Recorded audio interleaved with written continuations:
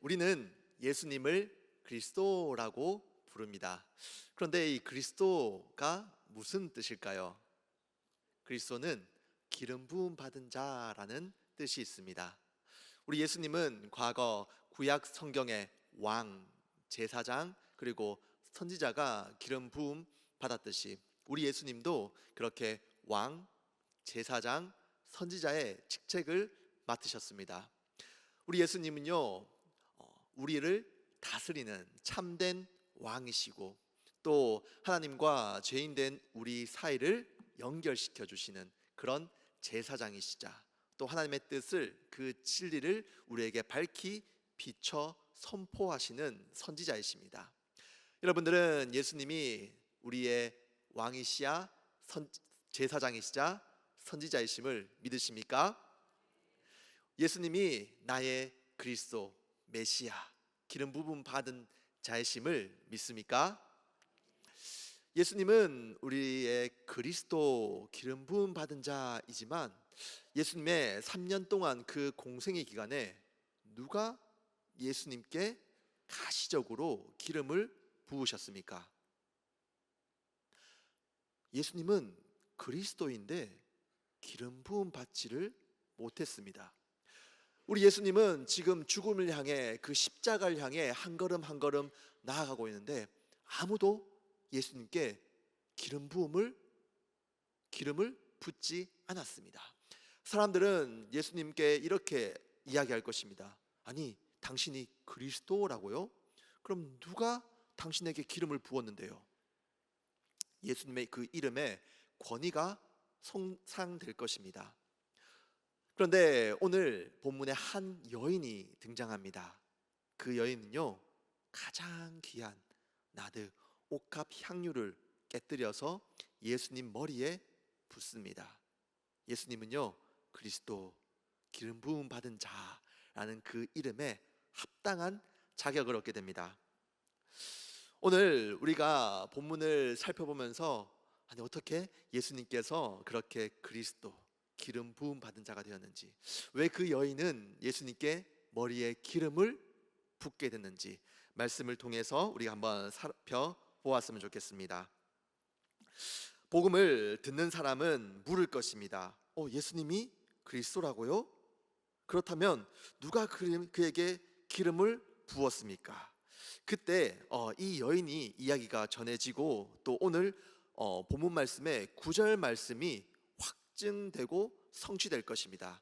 9절 말씀은 이렇습니다. 내가 진실로 너희에게 이르노니 온 천하에 어디서든지 복음이 전파되는 곳에 이 여자가 행한 일도 말하여 그를 기억하리라.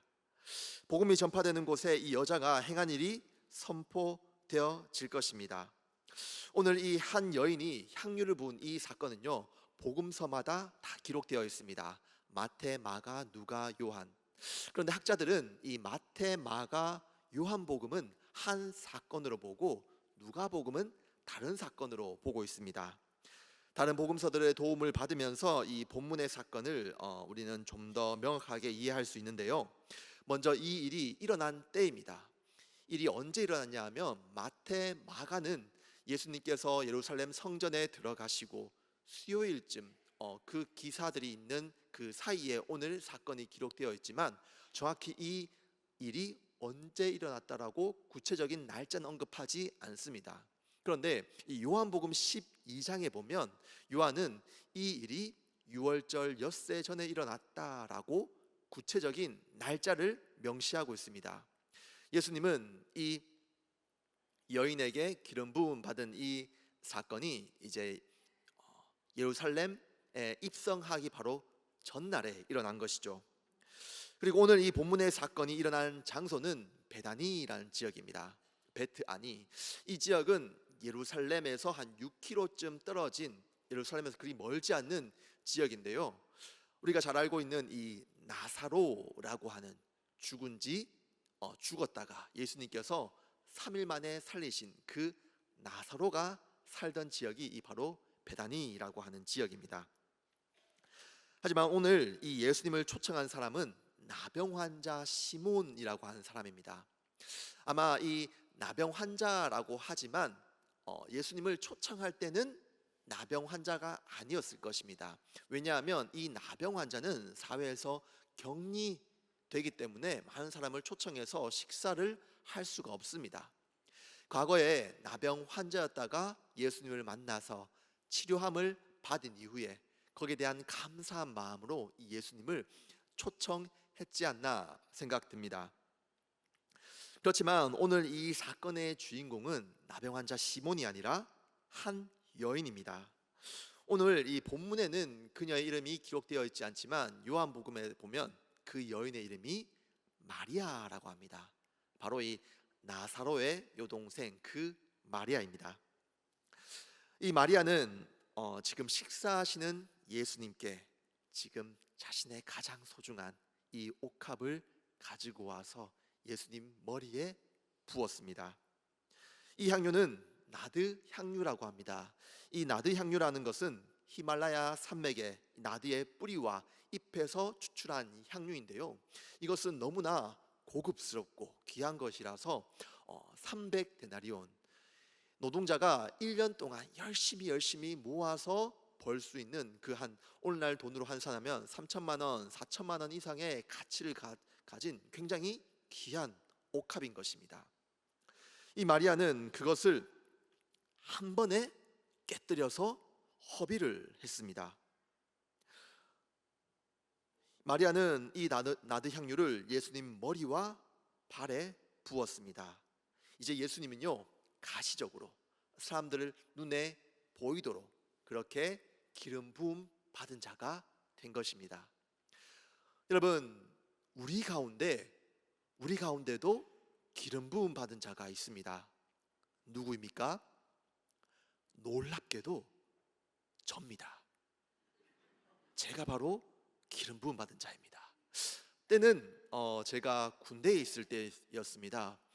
군대 교장 정비를 한다고 그 각기전투 교장을 다시 페인트 칠하고 이제 정비를 다 마친 후에 이제 막사로 내려가는 길이었습니다. 그런데 이 막사로 내리막길을 내려가다가 굉장히 가파르고 비가 와서 미끄러웠습니다. 제가 하다가 발을 헛디뎌서 들고 있던 이 휘발유를 하다가 제 머리에 셀프로 부었습니다. 그때부터 저는 제가 스스로 머리에 기름을 부은 기름 부음 받은 자가 되었습니다. 여러분, 기름 부음 받으면 어떤 일이 생긴지 아십니까? 냄새가 납니다. 일주일 동안 제 몸에서 휘발유 냄새가 떠나지 않습니다. 아무리 활동복을 빨고 샤워를 해도 휘발유 냄새가 제 몸에서 계속 나는 것입니다. 그런데 이 좋은 점도 있습니다. 제 몸에서 계속해서 냄새가 나니까 선임들이 저를 가까이 하지 않습니다. 화를 내면서 야, 너 저기 구석에 박혀 있어 라고 하면서 저를 가까이 하지 않더라고요. 그런데 오늘 이 본문에 제자들도 지금 막 화를 내고 있습니다. 우리 한번 4절, 5절 말씀을 같이 한번 읽어보았으면 좋겠는데요. 우리 한번 4절, 5절 말씀 같이 읽겠습니다. 시작. 어떤 사람들이 화를 내어 서로 말하되 어찌하여 이 향유를 허비하는가? 이 향유를 300데나리온 이상에 팔아 가난한 자들에게 줄 수 있었겠도다 하며 그 여자를 책망하는지라. 제자들이 화를 냅니다. 아니, 이것을 팔아서 가난한 자들에게 주면 오히려 이거 300데나리온, 이 큰 돈을 어떻게 이렇게 허비하는가? 막 마리아를 책망하기 시작합니다. 특히 이 요한복음 보면 이 사람, 바로 제자들 중에 가룟 유다가 그렇게 강하게 책망했다고 합니다. 왜 그렇게 화를 냈습니까? 그 돈이 탐났기 때문입니다. 그런데 우리 예수님의 반응은 어떻습니까? 예수님은 오히려 그 여인을 칭찬합니다. 잘했다. 참 잘했다. 나는 이제 곧 너희를 떠나는데 네가 나의 장례를 준비했구나라고 하면서 마리아를 오히려 칭찬합니다. 저는 오늘 이 말씀을 묵상하면서 떠나지 않는 한 가지의 물음이 있었습니다. 아니, 왜 마리아는 이 향유를 한꺼번에 그렇게 허비하였을까요? 이 향유는 비싸도 너무 비쌌습니다. 이 흑수저인 마리아가 소비하기에는 정말 감당하기 힘든 너무 비싸고 귀한 향유였습니다. 아니 마리아, 당신은 왜 이렇게 귀한 것을 그렇게 한 번에 허비했습니까? 도대체 왜?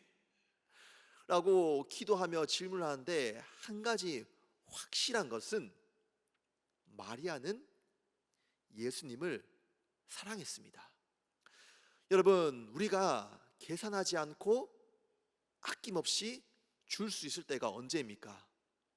사랑할 때입니다.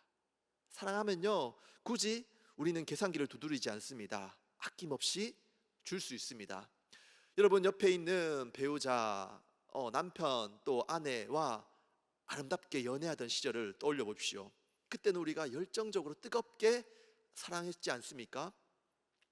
저도 제 아내와 연애하던 그 시절 때, 저는 서울에서 사역하고 있었고 아내는 인천 사람입니다. 거리가 차를 타고 1시간쯤 되는 거리였습니다. 주일 저녁에 잠깐 볼 수 있는데도 아내는 그렇게 1시간 거리를 달려와서 잠깐 보고 내일 아침에 출근해야 돼서 다시 1시간 거리를 돌아가곤 했습니다. 그러면서 얼마 전 아내가 이렇게 얘기를 하더라고요. 야, 그땐 정말 미친 것 같았다. 어떻게 그럴 수 있었을까? 미치지 않으면 그럴 수 없을 것이다. 예, 우리가 미치지 않으면 우리가 결혼할 수가 없죠. 그렇게 뜨겁게 우리가 사랑했을 때 그렇게 우리가 아낌없이 줄 수 있습니다. 여러분, 우리들은 자녀를 뜨겁게 사랑하지 않습니까? 자녀를 사랑하는데 굳이 우리는 계산하지 않습니다. 오늘 네가 먹은 미역국 7,500원이야. 한 그릇 더 먹을래? 그럼 너 추가 요금 2,000원 내야 돼. 뭐 이렇게 우리가 계산기를 두드리지 않습니다. 그저 자녀를 아낌없이 사랑합니다. 마찬가지로 마리아도 그렇게 예수님을 사랑했습니다. 마리아는 어떻게 예수님 그렇게 사랑하게 되었을까요? 마리아는 예수님의 말씀을 사모했던 여인이었습니다. 그렇게 예수님 발 아래서 그 말씀을 들었습니다. 아, 이분의 입에서 나온 그 진리의 말씀이 너무 달콤하구나. 이분의 말씀이 정말 하나님의 뜻이구나. 그 말씀을 들으면서 예수님을 사모하고 사랑하게 되었습니다. 뿐만 아니라 지금 예수님 옆에 누가 있습니까? 오빠 나사로가 있습니다. 나사로는 죽었다가 예수님이 다시 살려주셨습니다. 자신의 가족을 다시 살려주셨는데 그 은혜에 감사한데 무엇이 아깝겠습니까? 이 마리아는 예수님을 사랑하는 마음으로 그저 감사함으로 자신의 가장 소중한 이 옥합을 주님 앞에 드릴 수가 있었습니다. 그런데 여러분, 지금 주위의 반응은 어떻습니까? 수근수근거립니다. 화를 냅니다. 욕을 합니다. 차라리 300데나리온에 팔았으면 가난한 사람들에게 줄 수 있었겠도다. 마리아를 욕하고 있습니다. 여러분, 우리도 마찬가지입니다. 주의 나라를 위해서 여러 가지 선한 봉사들을 하고 있습니다. 그런데 우리와 의도치 않게 뒤에서 수근수근거리는 소리를 들을 때도 있습니다. 저분은 왜 저렇게 거기에 대한 열심을 품고 일하는가? 뭔가 다른 뜻이 있지 않는가? 여러 가지 이야기를 들을 때 우리의 마음이 상하기도 합니다. 다시는 이 봉사 내가 하기 싫다라는 그런 우리가 마음이 다칠 때도 있습니다. 여러분, 그러나 우리가 어떻게 해서 이 사역들을 시작하게 되었습니까?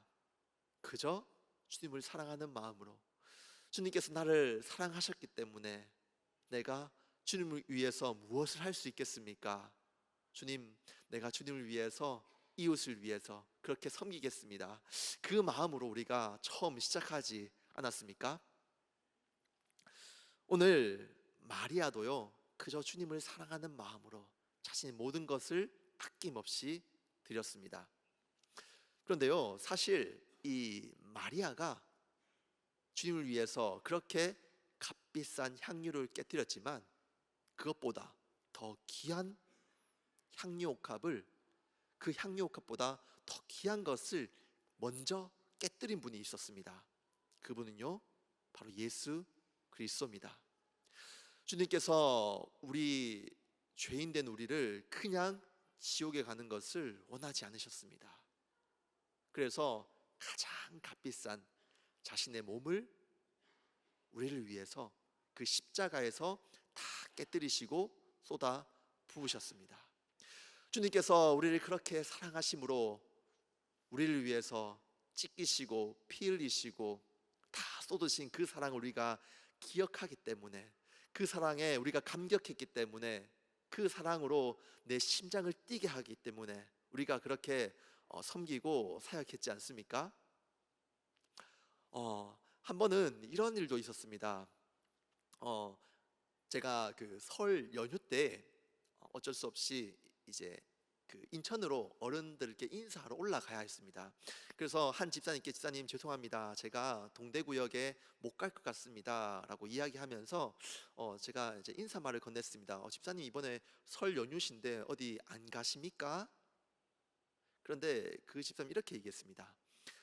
그 동대구역에 있는 노숙자분들은 명절 때도 만날 가족이 없습니다. 그리고 그들은 굶습니다. 그래서 이 동대구역 사역은 1년 내내 쉬지 않습니다. 그래서 진짜 비가 오나 눈이 오나 사역이 쉬지 않더라고요. 계속해서 나오십니다. 섬기시고요. 또 한 분 15년 이상 정말 힘든 사역을 계속하신 권사님과 대화를 나누었습니다. 권사님 안 힘드세요? 어떻게 이 힘든 사역을 계속 이어올 수 있습니까? 라고 묻자 권사님이 오히려 감사하다고 그렇게 웃으시며 저에게 대답을 하시더라고요. 제가 동대구역을 가고 요양원을 가고 복지관을 가고 여러 사역을 다니면서 섬기는 사람들의 모습을 봤는데 공통점이 하나 있습니다. 그분들의 섬기는 모습에 웃음이 늘 머물러 있다는 것입니다. 그 마음 가운데 기쁨이 있다는 것입니다. 제가 보는데 어느 한 분이라도 막 억지로 막 하기 싫은데 막 하기 싫어서 막 찡그리시는 분이 한 분도 없었습니다. 너무 감사하고 오히려 섬기시는 그 모습을 통해서 제가 힘을 얻고 은혜를 받습니다. 아마 사람들에게 보이기 위해서, 사람들에게 인정받기 위해서 그렇게 섬겼다면 얼마 가지 않고 지치고 또 이런저런 이야기를 들으면 금방 탈진할 것입니다. 우리 사회봉사위원회 또 섬기시는 분 가운데 우리가 사람의 인정을 받으려고 막 그것 때문에 내가 10년, 20년 이렇게 섬기시는 분들 없을 것입니다. 그저 내가 주님을 위해서 무엇을 할 수 있겠습니까? 주님께서 나에게 베풀어 주신 이 큰 은혜가 이만큼 놀라운데 내가 주님을 위해서 무엇을 할 수 있겠습니까? 그 마음으로 시작했다라고 저는 믿습니다. 여러분들 그렇게 주의 나라를 위해서 그렇게 오늘 마리아가 자신의 가장 소중한 이 옥합을 깨뜨렸을 때 아마 그 집 안에서는 아마 이 향유 옥합 냄새가 가득하였을 것입니다. 여러분들이 여러분들의 옥합을 깨뜨리고 여러분들의 소중한 시간을 내어놓고 때로는 물질을 내어놓고 자신을 이웃을 향해 섬겼을 때 지역사회는 예수 그리스도 향기로 가득하여질 줄 믿습니다. 그렇게 여러분들이 또 오늘 예배자들도 각각 아마 여러 곳에서 주의 몸된 교회를 섬기실 것입니다. 그렇게 섬기고 마지막 주님 앞에 갔을 때 분명히 주님께서는 잘하였다, 충성된 종아 칭찬하여 주실 줄 믿습니다. 그렇게 자신의 것을 아까워하지 않고 주님이 먼저 나를 위해 생명을 깨뜨려 부으셨으니 주님 나도 주를 위해서 내 가진 것을 깨뜨려 드립니다 고백하며 자신의 것을 깨뜨리시며 나아갈 때 칭찬받고 사람의 인정이 아니라 그 주의 칭찬 한마디를 사모하며 그렇게 하늘의 상급이 가득히 있을 여러분들 사랑하고 축복합니다.